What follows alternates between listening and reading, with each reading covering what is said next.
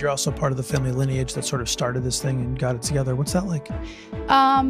It feels like a purpose, it feels like you've got a purpose to get up every day and go to work. But not only that, it's not just sort of my life or my career, it's all the families that have worked for us.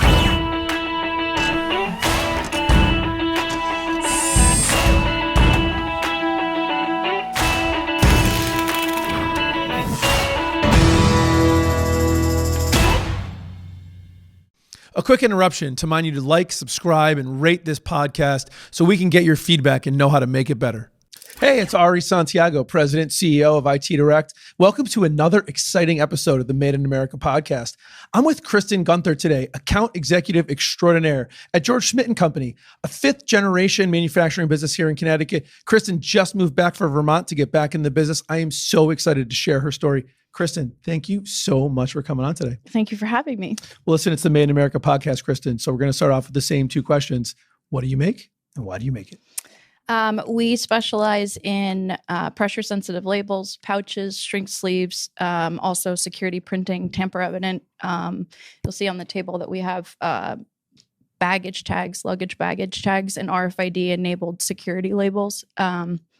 And why do we make it? Well, for starters, packaging is quite important. And it's important that our customers get what they're looking for and stand out on a shelf. But on top of that, with the RFID and security printing, we can do brand protection and a lot of security tracking.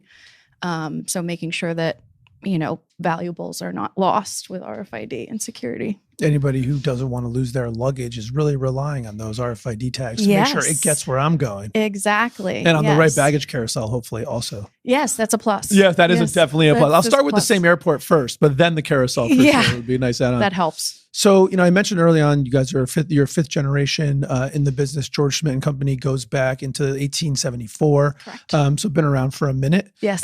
So how much do you know about sort of like the early history of the founding of the company? I know a lot, actually, not only from just reading the anniversary book, but also from my family. For those of you that are listening and not watching, Kristen brought a lot of great samples for us, including their 100th anniversary book, 1874 to 1974, which is really fun to look at before the show. So we started out actually in Brooklyn, printing by hand on lithostone cigar labels that go on the top of cigar boxes and cigar bands.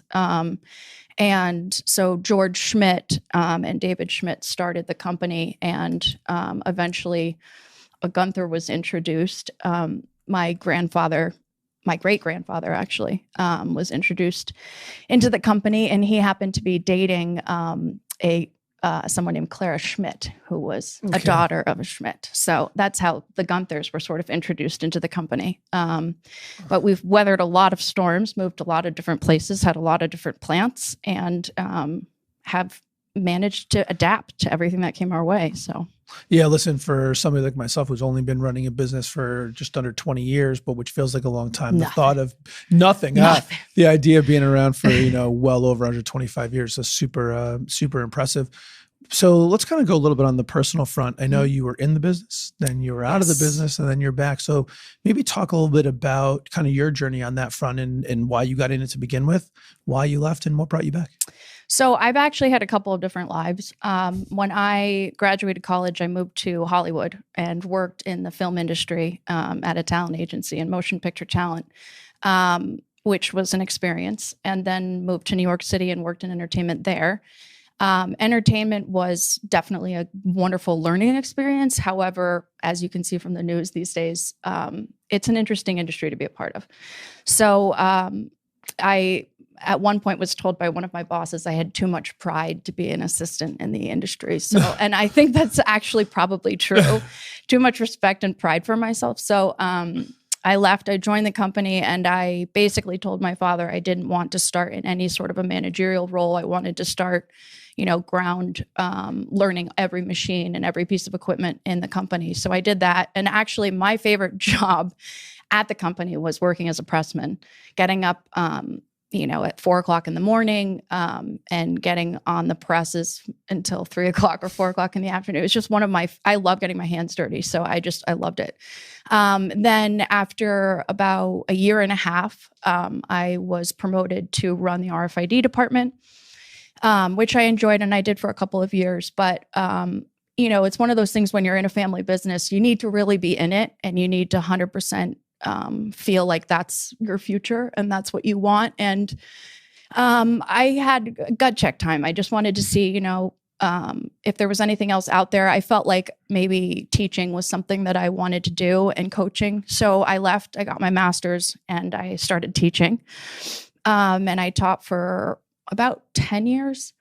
And I taught STEAM actually at the end of my teaching career, and teaching engineering and math and building, and just a lot of challenges in that regard with my students sort of got me sparked into the engineering field again and interested.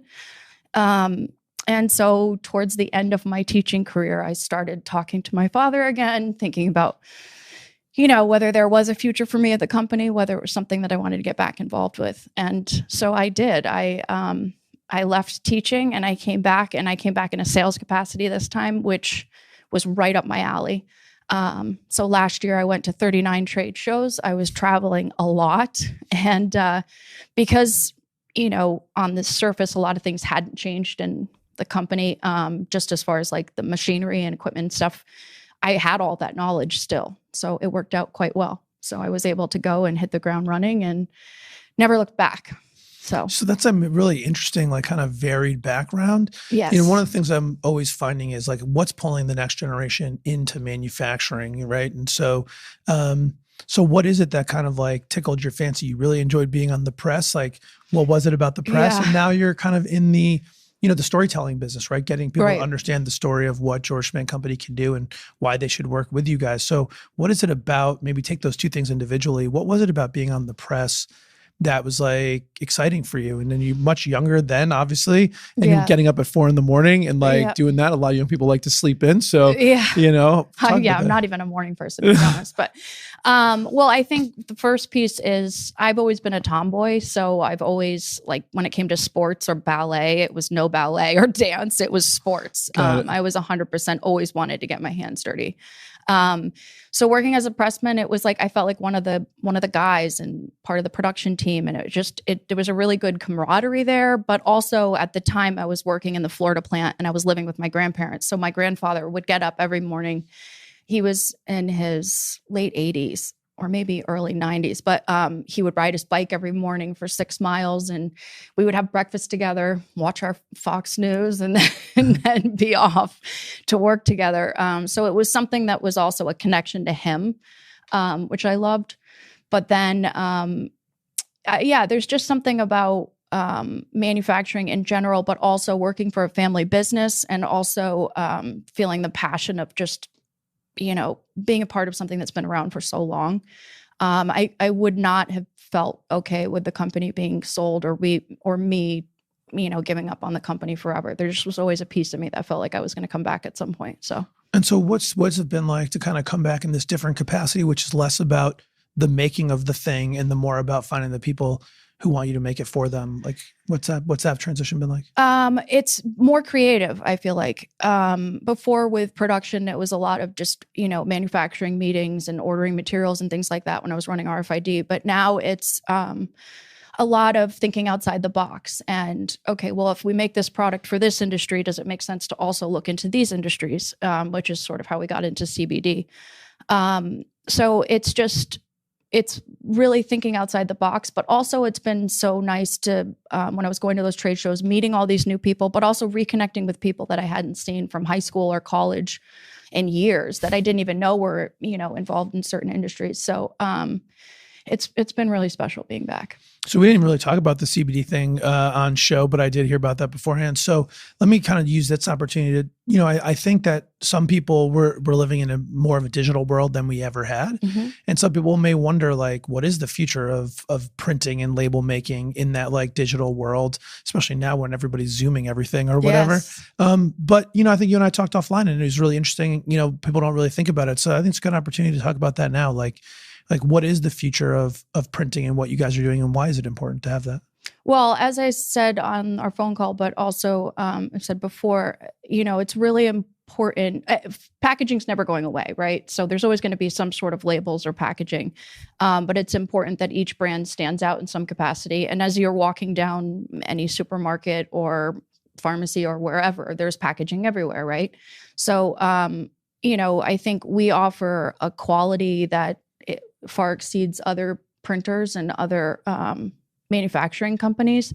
And if we can add something that's going to make that brand pop, then we want to do that. So I think a lot of our adapting over the years has been, if you introduce RFID into a product, that's another level. If you add holograms, different brand protection, things like that, that adds another layer to the printing. It's not just a label. But people often think that they can just smack a label off of a digital printer that they printed at home and just smack it on a product, and that's going to sell. But that's not always the case. True. And actually, I know what it is. I never really asked it, but just in case anybody who's listening doesn't know, what is RFID?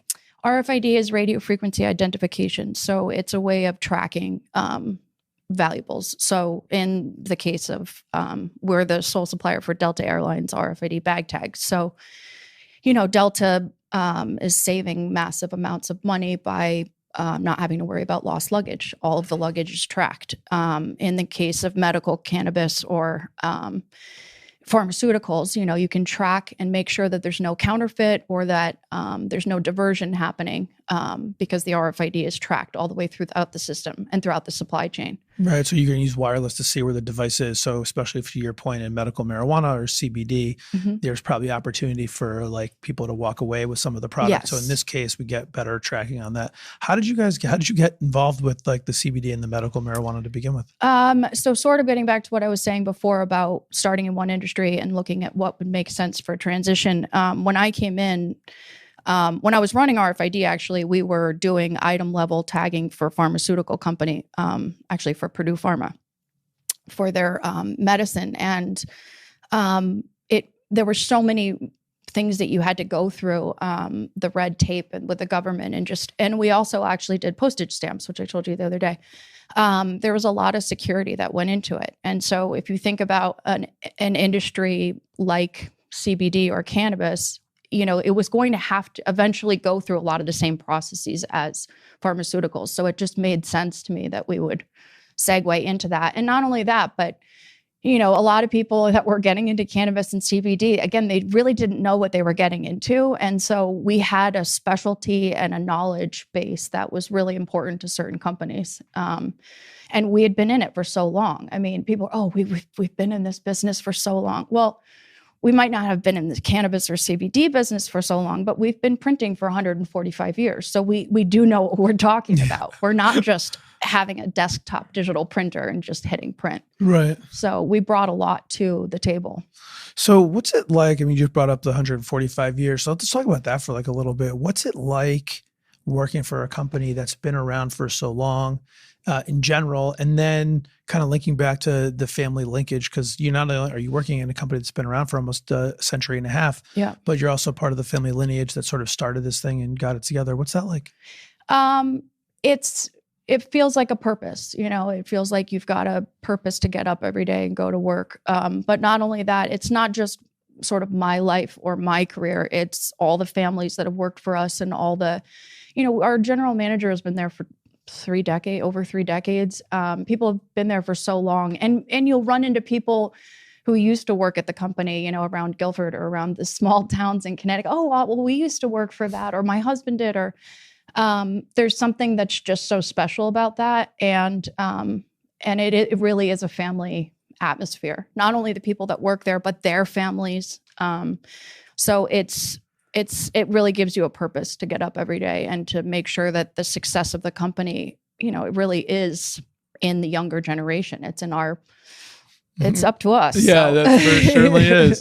What is it? What are some of the challenges and how are you guys trying to overcome, companies often get successful doing something a certain way, right? In the beginning, when we all started a company, we had a different way we thought was better, newer, faster, cheaper, whatever.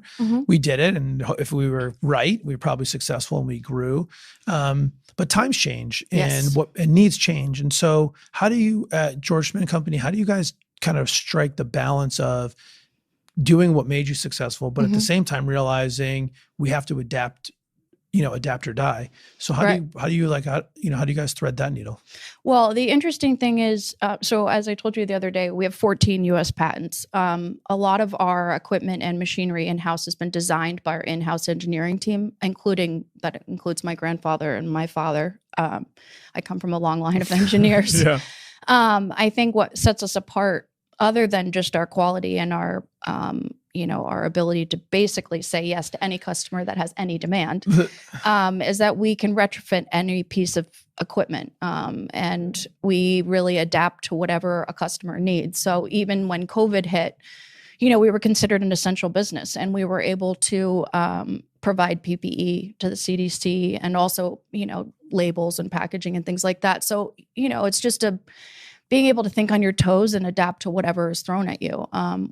Since we've been around for so long, we have had a whole slew of challenges with whether it be strikes or wars or, this is your second pandemic, right? So, I mean, it's been a lot. So I think that's one of the coolest part about being a part of this company is that, and especially working for my father and hearing how he's sort of adapted over the years. As one opportunity goes away, another door is opened. And I think my dad's been really successful about that. Staying on top of it and looking for new opportunities. Yeah. And he's very open-minded. I mean, I think everybody at the company is very open-minded. We work as a team. If an opportunity comes across, which especially me coming in new as a salesperson, oh, well, this customer is asking for this. And everyone sort of looks at you like, oh God, like not another one of these, Kristen. But, ultimately we're able to figure it out and we're able to do it. And that's what really sets us apart. Somebody comes to us and says, oh, well, we've got this customer and they're looking for this really out of the box thing. We don't even know if it's possible. Okay, well, we can figure it out. Right. So that works for us. And that's what's really special and creative about being a part of it. Must make it more fun to work in it too, because it's not just the same thing all the time. We're actually solving problems and generating solutions, which I think can really be an exciting thing to do. Right. And that's been kind of part of the company from the beginning. It sounds like that blood. Yeah, I mean, and I'm the kind of person that goes like 120% at all times, no matter what it is I'm doing. So sales is the perfect thing for me because there's no off button, right? You're on all the time.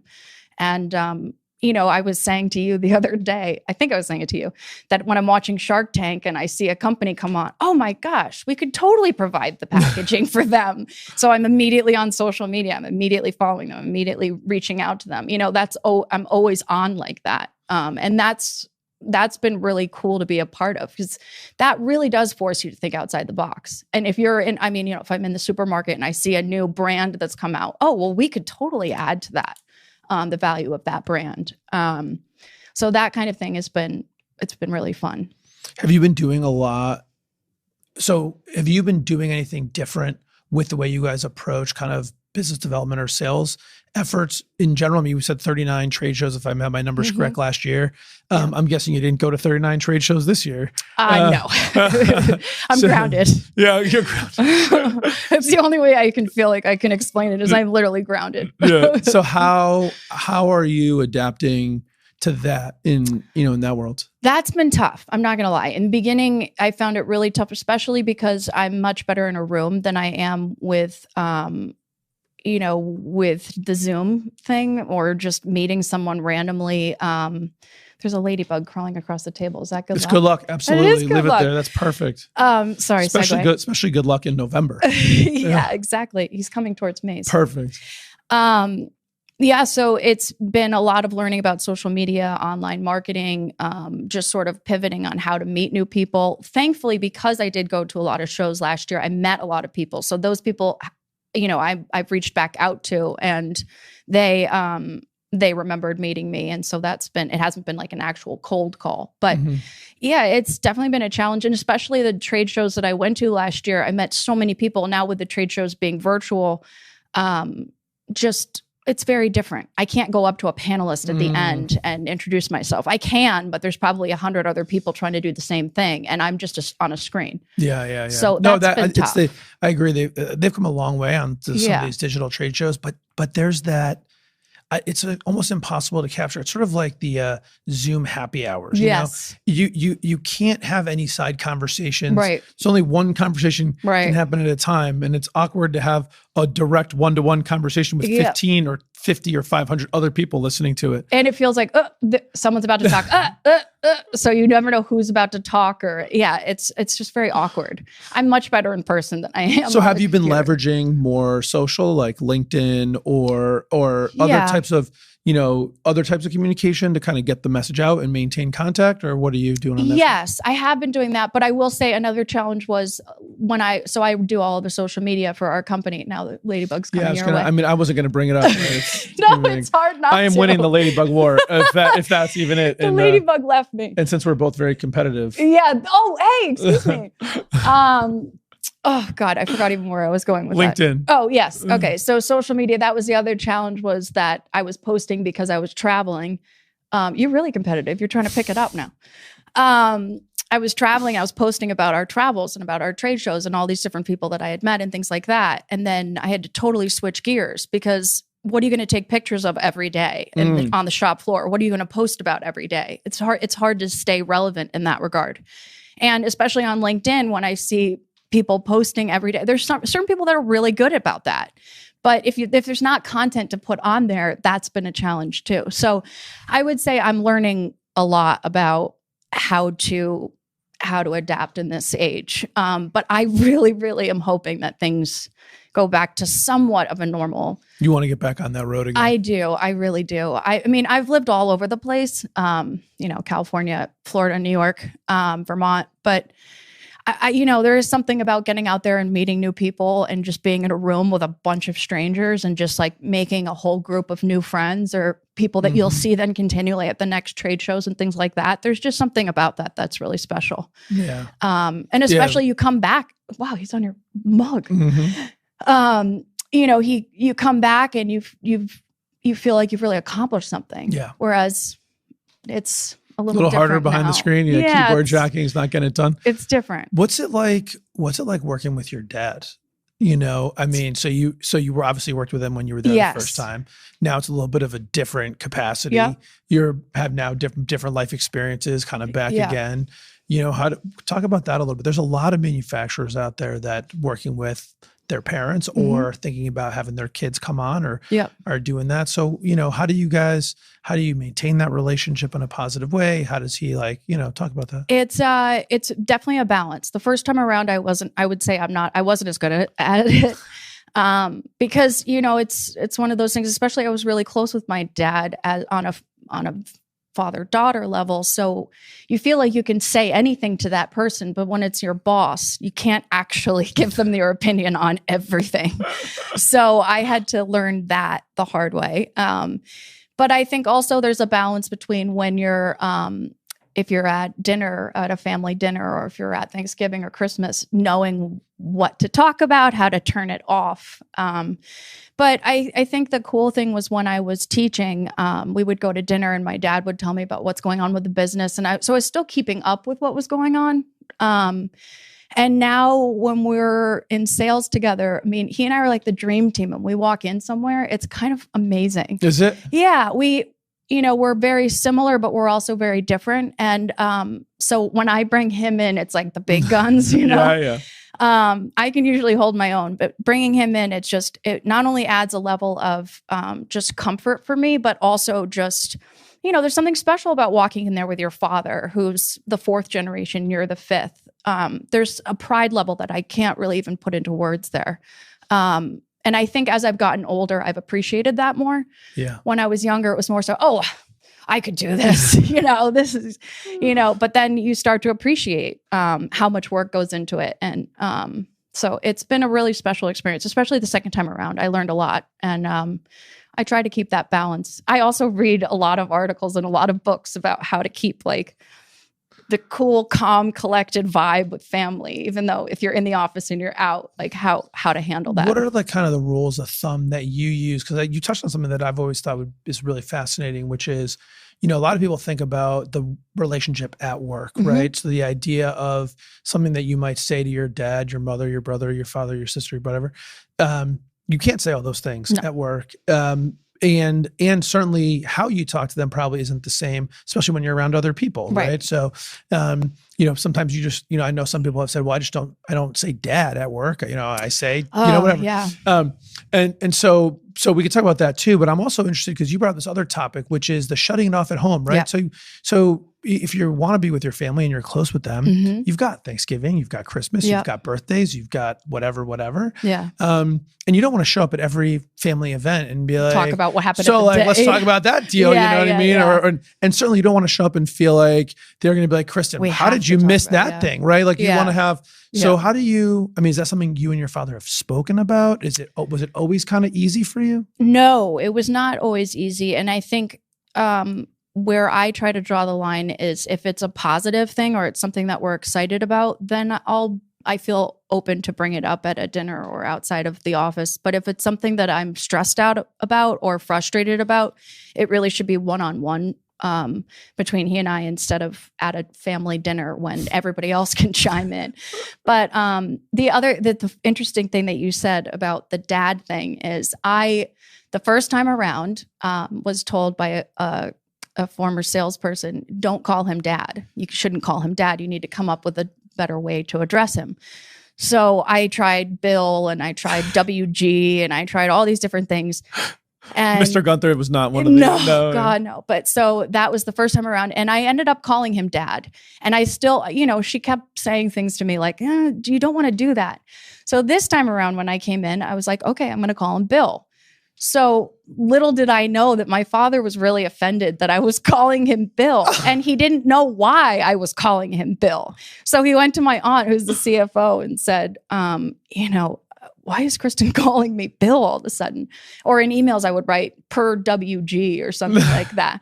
So I ended up having to have a talk with my dad and just saying, look, it was nothing against you. I just was trying to be professional. And his point was, look, we're a family business, and that's part of what makes us special and sets us apart. And part of why people like to work with us is it is dad on the phone. And so that, it was kind of a wake up, but I still feel really, really silly being on a conference call and saying, dad, or like we have a morning production call. And if there's ever anything that I need to ask him about, I'm always like, is my dad on the line?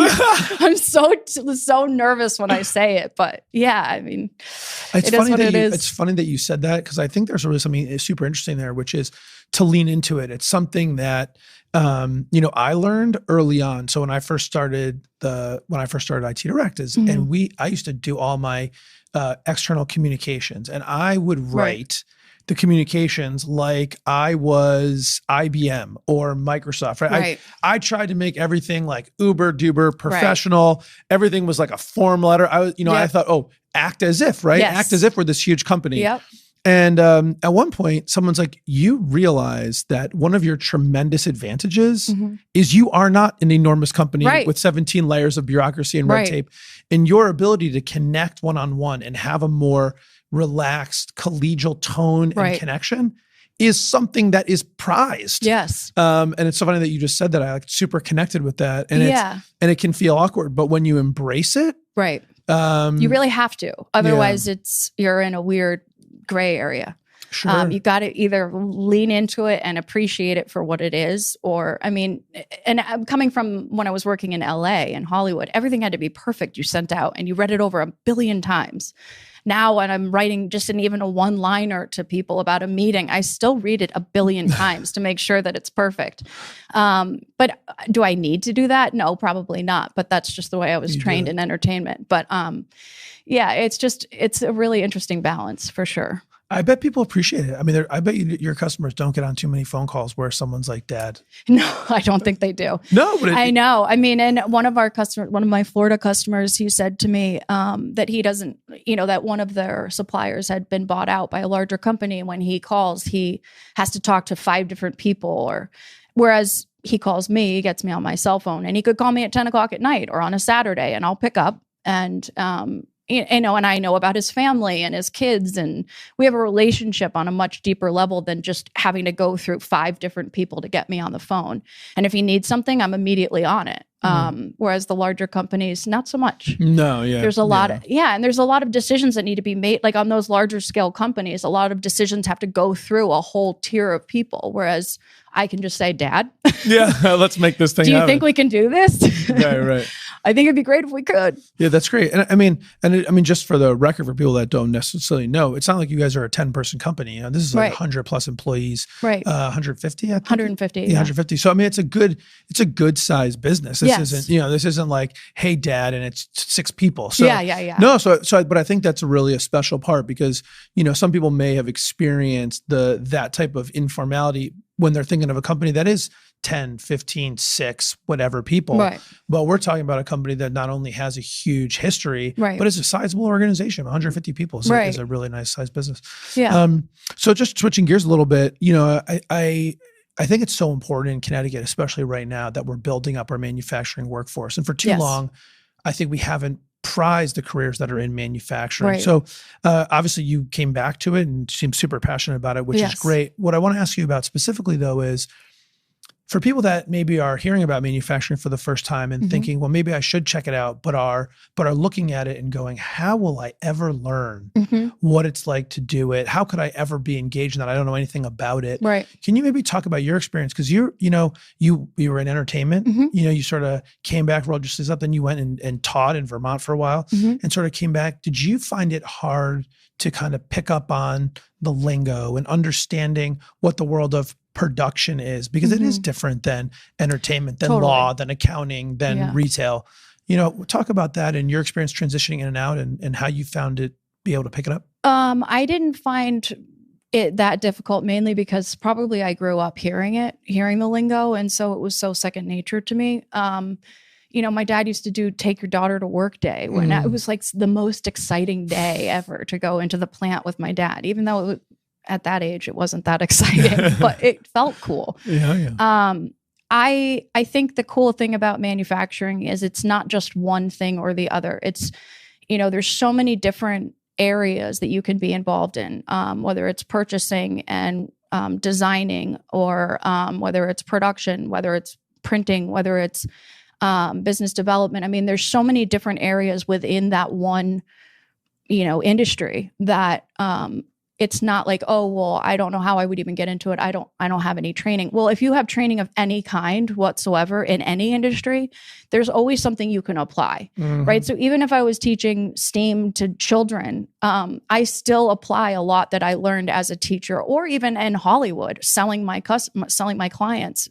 for different roles. I mean, you take all that experience and you bring it to whatever job role you have, and manufacturing is no different in that way. I think I learned when I went back into teaching, and I had, I was teaching younger children, so I was teaching every subject, and I had to really relearn a lot of what I learned in school. One area that I found just really fascinating was engineering, and it just wasn't something that I ever thought that I appreciated or that I was interested in, but actually just diving into that and then seeing the kids get so excited about it. And then joining the business and seeing that my grandparents or that my father had designed all this equipment. I mean, that was just really, really interesting to me. So, getting back to manufacturing, I think there's something in it for everybody. It's just a matter of, what area you want to work in and what you're passionate about. If purchasing or if sales is something you're interested in, you just need to learn the product, and whatever it is, it's ingrained in me, obviously, what I'm selling. So I'm passionate about it, but it doesn't take that much to learn the products that you're selling. But what I found to be invaluable was being on the shop floor and learning how to physically make it, and then know how much work goes into that and what actually goes into what's on a shelf at the end of the day. So yeah, it's cool. And I wonder, going from something where you're selling people's talent, which is real, but non-tangible, to then go into something that is so tangible, kind of compare and contrast. Like, is it just different? Do you like the tangible better? Does it, like, what's your? I think ultimately it comes down to people, right? So when you're in sales, I think it's really important to just know how to be with people. And if you have the ability to sort of relate to people or communicate socially, if you're in sales, whether it's selling a person and their talent or selling a product, if you're able to communicate clearly and eloquently about what it is that you're selling or what value you're bringing to the table, I mean, ultimately it's sales, right? Yeah. So I feel like I was lucky enough to be born with a little bit of a talent when it comes to people. I get along with people quite well. So, I'm lucky in that regard, but for people that don't feel that comfortable in social situations, I completely understand that too. I mean, I came in here, I was nervous. Yeah. I occasionally get nervous in a room full of people as well. So, but ultimately it comes down to just having a conversation with somebody. And I think sometimes you get so wrapped up in, oh my God, I've got to cold call this person and I'm so nervous about it. And what am I going to say? And how am I going to get my point across? But ultimately the person's just a person, whether it's a CEO or a pressman, it doesn't matter. It's just a person at the end of the day. So just being able to put all that aside and just communicate what you're trying to communicate is the ultimate goal. Listen, and when you believe in what you're doing and all you're really doing is educating people on the value that's available, and it's really not, it's just educating them on what you have, and then it's up to them to take advantage of it. Have you availed yourself of, when you kind of came back, have you availed yourself of any of the opportunities in Connecticut, whether it's trade groups or trainings or whatever, to kind of get yourself up to speed with the manufacturing community and environment in Connecticut and kind of get you plugged into the community, as it were? I'm starting to. I mean, I started to a bit last year, but because I was on the road so much, it was really hard for me. I joined associations and organizations, but then I couldn't really attend anything because I was always on the road and it was becoming really hard. Especially as I said, when I join something, I like to do it 120%. So last year was tough. This year I am 100% all in because I am grounded and I'm here. And honestly, the social aspect of things is quite nice. It's really nice to be able to, that golf event that we had at Manufacture Connecticut, it was really nice to go out there and be with other people and to meet other people in manufacturing and things like that. The Center for Family Business, that was another, which unfortunately it's sort of fallen apart, but since COVID hit, but that was another area that I found, I mean, that was a really, really amazing experience, being in a room full of people that had family businesses as well. And being a part of that manufacturing community was really cool. And also just seeing how many women are now getting involved in it. It's something that I'm definitely taking advantage of now, especially now that I'm around. What have you gotten? You mentioned Manufacturer CT. So what have you gotten out of kind of why did you get involved with Manufacturer CT, and what have you seen as like kind of the value you've gotten from it? Well, let's see. Why did I get involved? For starters, I saw Jill on the cover of President of Manufacturer CT. I saw her on the cover of Jill Mayer from Beat Industries. We'll just throw a quick I'll just do a little plug in right there. Why not? She was on the cover of New Haven Biz magazine, and I reached out to her on LinkedIn, and because she was a 5th generation female too. And so she and I started talking. It turns out we went to high school together, and she sort of just introduced me to all these organizations. And as she brought me into a room and introduced me to all these other people, it just felt like, wow, there really is a community here. Whereas, sometimes in manufacturing, especially in a place like Connecticut, you can sort of feel like isolated in your own company and in your own realm. But I think that's been really great, just being a part of something that really does feel like a community and meeting other people that are going through the same thing as you are. The fact that Jill or Marcy or any of these people are females and they're taking over a generation of male-owned companies. I mean, that's pretty amazing. As far as what we've gotten out of it, I mean, again, I think if you get a customer out of one of these events, that's wonderful. But if there's exposure, or if you're meeting people, or you can't meet enough people, right? I mean, you can always meet someone that you can then introduce to or help down the road, whether it's your company or someone else's company that can help them. So, I never feel like when I leave one of those events, like it was a waste of time. I always feel good leaving. I think that's so important. One of the things that I'm trying to do, hopefully in this podcast and get the message out, is that for such a small state, we've been pretty siloed for way too long. Yes. And I think your point you made, which I never have heard it articulated in that way, but just connected with me, was, as the manufacturing community has moved from kind of being clustered in cities, and that over those last 40 years has moved to industrial parks, and in some cases surrounded by trees. You're in an industrial building. Yeah. You don't even see another building, even though they might only be 50 yards away. We we kind of have this more campus style, and that I think creates a deeper sense of isolation. And there's so much that can be learned from talking to somebody in different businesses. I mean, you brought up Jill and Bede, and they're in the electronics industry and, circuit boards and automotive and a different business than the branding and the labeling and the securitization stuff that you guys are in.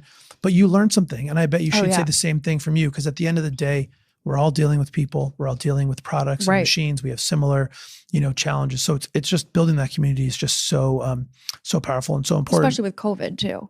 I mean, just knowing that other people are going through what you're going through as well, and trying to adapt to whatever the pandemic brings. Yeah, totally. Listen, I mean, we have two ways to learn. We can try and make all the mistakes ourselves, or hopefully learn from other people and springboard faster. So you've mentioned a couple of times the women in manufacturing, or didn't say it like that, but I think it's such a great topic, because I've noticed it too. There is a total group of dynamic, passionate about manufacturing, successful women, which you're a part of, that are really making an impact. It does seem like it's a new thing, right? Like they're all taken over from men. Like, what's your perspective on that, and how has the community been receptive to all that? Well, it's interesting. I think there's certain aspects of being a woman in manufacturing that are challenging. You do often walk into a room full of men, and have to really prove yourself. And also women can also be perceived as more emotional or angry if they're passionate about something or things like that. Like, there is a lot of just things that you have to put into how you present yourself into a room, as opposed to men don't always have to think like that. But I agree with you that there has been a more female role in manufacturing. And I think for me, it's been really exciting, especially when I was teaching STEAM and watching all of these little girls, so excited. I mean, the boys too, but the little girls were so excited, and they all wanted to be scientists, or they all wanted to be engineers, or they wanted to build bridges, or just that kind of, it was exciting to see. And so through Manufacture Connecticut and through the Center for Family Business, I have seen a lot of women raising, going into that role and taking over their companies. And I don't know what the explanation is about that, but it is happening a lot more, I think, recently than it has in the past. I mean, and obviously a lot has changed over the years, right? I mean, not everybody had the opportunity to be in my position. But yeah, I feel really grateful to be in that position. That's great. And I feel like, and you would know better than I do, because I'm not in those shoes, but it doesn't even feel like it's really a thing, at least where I'm, like there's not any back channel whispering of oh man, what's all these women doing here? It's it's very open, and it feels like super natural and accepting in Connecticut, at least that I'm aware of, that in, all these women doing, and it's not just the one role, right? It's not just in sales. It's not just in CEO. It's not just in operations. It's not just in back office. It's everywhere. It's in IT. It's in, I mean, there's just women in all these different roles. And I think it's a really exciting time definitely to see that diversity, and it's more than just the gender diversity, but there's just so much diversity in manufacturing overall. And I think that's going to help us. Yes, definitely. I mean, and I think on one of your other podcasts, someone was saying that the trade associations and a lot of schools and things have stopped teaching kids how to do that hands-on work. And that to me was very disappointing. I mean, even gym or physical fitness and stuff was being taken out of schools. There's a lot of things that I think that people need to learn when they're in school. I mean, there are people that are really geared towards production or towards manufacturing, or, they need to have that opportunity, whether they're a woman or a man or a little girl or a little boy. So, I don't think that there's any whispering or anything. I do think that it's, as a woman myself, I do have to think things through a little bit more about how I'm coming off in a room. But, just because my father walks in and he immediately commands respect, whereas I don't necessarily do that. Well, that could also be his time in the industry, and there's a lot of issues there that are maybe not even gender related. But I think that drives me to be more educated and more knowledgeable about what it is I'm selling, or what it is that I'm I'm teaching somebody in the room, right? So I need to make sure that I'm that much more experienced or that much more knowledgeable when I walk into a room, so that if I am asked a question that I don't know the answer to, I can at least respond in a somewhat knowledgeable fashion, as opposed to, okay, I've just been tested and I just look like a total idiot. Like, I've been tested and I failed. Well, listen, there's no shame in being like, let me get that information, get it back to you. Kristen, it's been really great having this conversation. Let's jump over to a rapid fire round of questions. Are you ready? Okay, I'm ready. You ready to rock? I think so. All right, here we go. The first one's going to be sort of playing off that tomboy history. Okay. Red Sox or Yankees? Oh God, depends on which side of the family you ask. Well, what about you? I would probably have to say Yankees, but I think I'm going to be shunned by some family members for that one. Starbucks or Dunkin'? Oh. If I'm going to the restaurant, it's Starbucks. If I'm making it at home, it's Dunkin'. It's Dunkin'. When you take time off outside of COVID, yes. You a staycation or exotic destination kind of gal? Exotic. Exotic? Yeah. Where's the last exotic place you went? Well, my favorite was climbing Kilimanjaro or skiing in Chile. My go-to, if I had all the money in the world, I would go to St. Bart's like yesterday. Or tomorrow. I mean, the ability to go plop on a beach somewhere sounds really nice right now.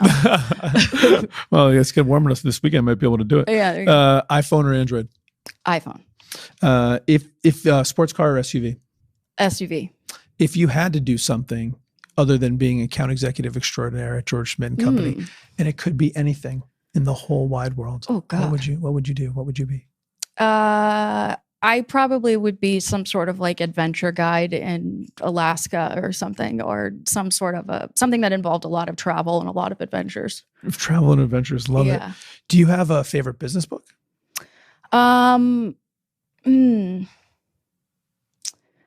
I don't know that I do. I'm actually in the process of reading like 10 different books right now, business related, and I don't think I have a favorite. All right, fair enough. If there was one thing that you learned early in your career, earlier in your life, that you think helped propel you to all the success you have, what was that thing? Being able to multitask on a level that's like almost robotic. You learned that from early? Hollywood. Yeah. I would say if you're able to adapt and multitask and handle whatever's thrown at you, you're going to do okay. That's fantastic. If you could go back to young Kristen and you could tell her something that you've learned over your career that if she would listen to you, you think would make a real positive impact on her growth trajectory, what would that be? Probably just be as even keel as possible and worry less, and things will turn out okay no matter what. Just try to understand that the world is going to throw a lot at you, but you'll bounce back. So just stay cool and calm and collected and get through it. Keep on keeping on. Keep on keeping on. Exactly. I absolutely love that. We're going to leave it there. Kristen, thank you so much for coming on today. It was a pleasure. It was a pleasure for me too. Made in America with Ari Santiago is brought to you by IT Direct. As always, thank you so much for tuning in and spending some time with me today. My goal is to help build a community where we can learn and grow together. Your input, feedback, and engagement is critical to making that happen. Please do comment, like, and subscribe so more and more people can hear what we're doing and join our community of growth and success. Thanks so much for tuning in. Talk to you again soon.